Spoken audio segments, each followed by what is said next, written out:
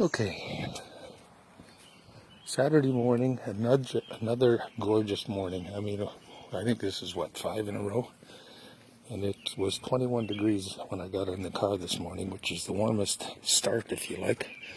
We're just after 7 a.m. Pippi and I have been walking for about 10 minutes or so. She's just taken me where she wants.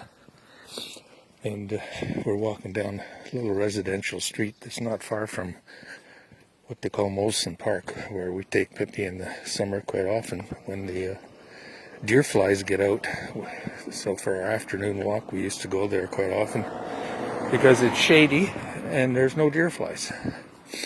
And we're not quite in deer fly season yet, but I wanted to take another easier walk today instead of going through the forest because my body is not what it used to be, and I can feel the effects of drilling the concrete screws or whatever holes in the concrete. Anyway, I get up this morning and Lily's talking to me about some kind of bar doing this and bar doing that, and I'm trying to wonder what the hell is she talking about. It turns out, after a 5-minute, exposure to the news this morning, that Bill Barr is trying to get rid of the district attorney of the Southern District of New York, who's the attorney that put away Michael Cohen and is working on Rudy Giuliani and a number of Trump, let's call it crimes to be proven, because we know that Trump is just a pathological criminal and a disgusting narcissist, etc. So there you go. You got Bill Barr, Trump's personal choice as the Attorney General of the United States, trying to dump another attorney that's investigating Trump and his cronies.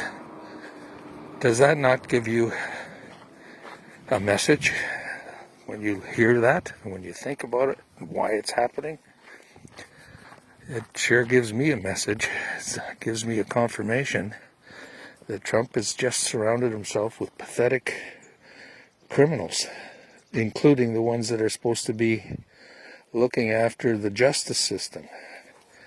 I mean, what is this? What is this?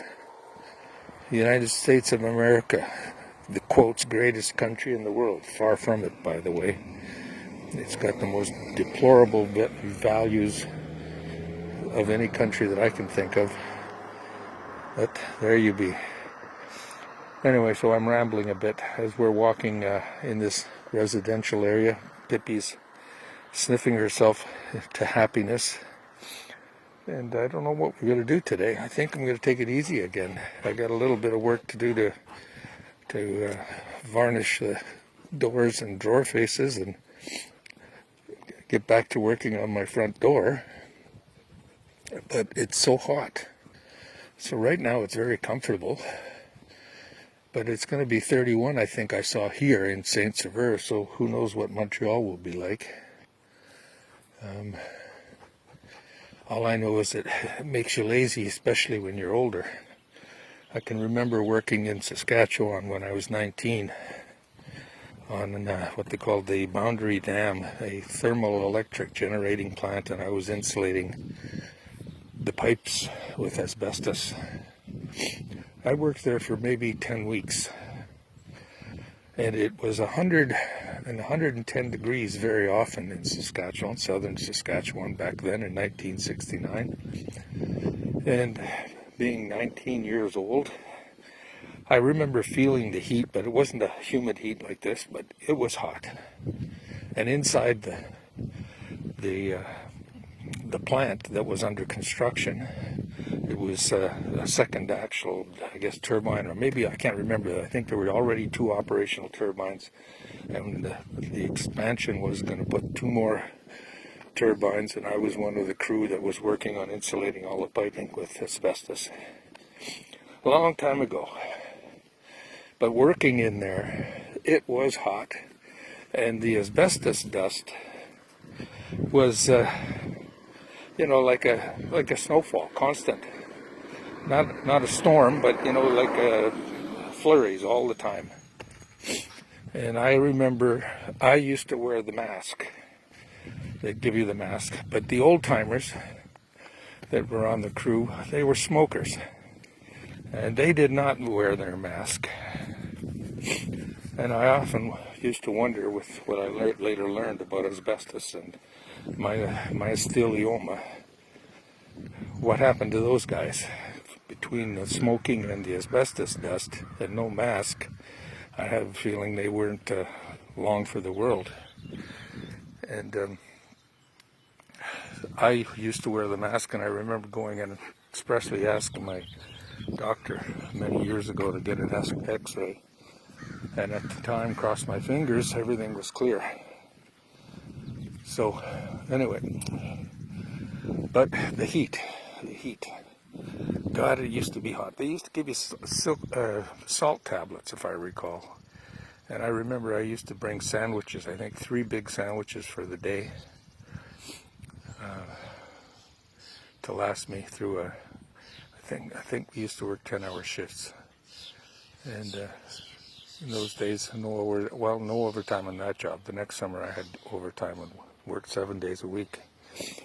Oh, there she's trying to go get a groundhog. The groundhog's probably nested in there. Look at her. Okay, Pippi. We gotta go, girl. We gotta go, girl. Let's go. No, let's go. Let's go. No, let's go. Come, Pippi. Come, girl. Come.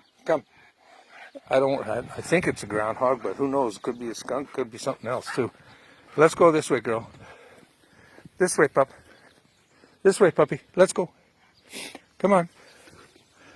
Come on. Okay. Come on, girl. Let's go. She doesn't want to give up.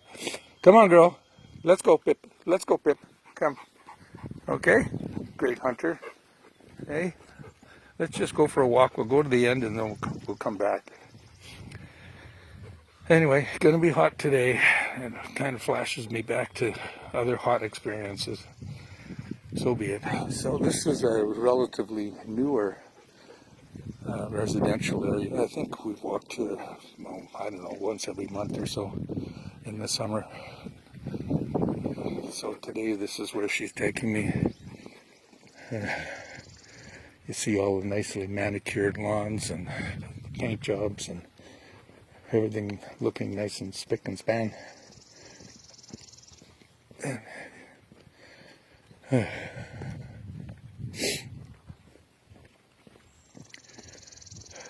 Pippi, this way, girl.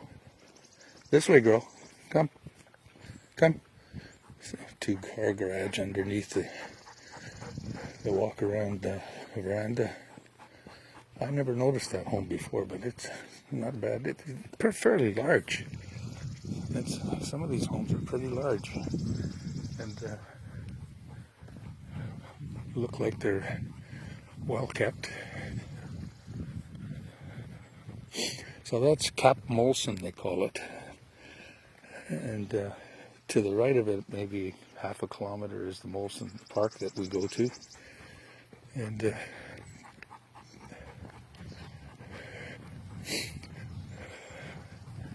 Bozo, this way, Pip. This way. So, another leisurely, warm summer walk. No flies. And this afternoon, I think we're going to skip our second walk of the day because of heat, like we did yesterday and the day before. It's just too hot. Okay, we'll sign off, and as usual, if there's anything exciting happening, we'll plug back in. Hey, Pip? I think this is the button.